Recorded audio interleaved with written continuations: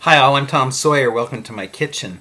I've learned that a copy of this pamphlet just sold on eBay, so I thought it might be fun to mention a little bit about it. It's called Observations on the Angelo J. Lewis Library by Thomas A. Sawyer. I issued this in 1988, and I'm not quite sure what my motivation was. It has a title page, and it has 4 pages of text printed on one side of the page. And it kind of, at the time I wrote it, I think it had some pretty advanced information on Professor Hoffman's library. I forget how many of these things I issued. I'm sure I have records pertaining to this, but it wasn't very many. Maybe it was like 20. I ran all the pages off and the covers on a laser printer. This is in 1988, which was kind of the dark ages for laser printers.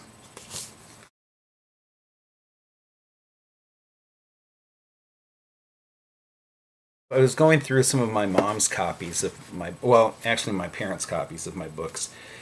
But this particular booklet was my mom's. It's inscribed to her by me back in 1972. This was my first publication. We'll call it my first cognizable publication. It isn't the first thing that I have ever wrote that was published, but it's probably the first independent publication, like booklet or the like. And these are illustrations that they were printed on the booklet with, there were little line drawings, and then I used watercolors and kind of filled them in. So the ones that I colored in, which wasn't all of them, they're all different one from another. Here's the back cover. And, it opens up like a regular booklet. Oops. Like a regular booklet. So I could be like sitting here reading it like this. And let's see, it's 12 pages long, including I don't know what to call this page. This does not have a proper title page, obviously. So that's kind of interesting. I think I probably sent out about a dozen of these things over the years. And not all of them had the colored version of the covers. And by the way, on this picture, you can probably see the black and white drawing that was filled in.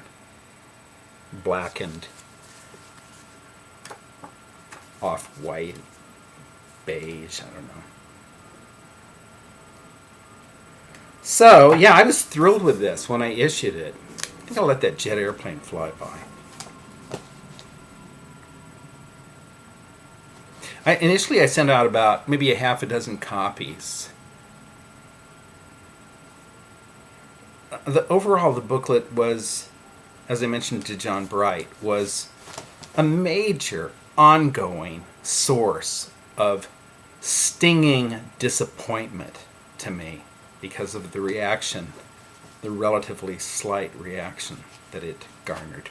Okay, I guess that's it for today. Hope to talk to you soon.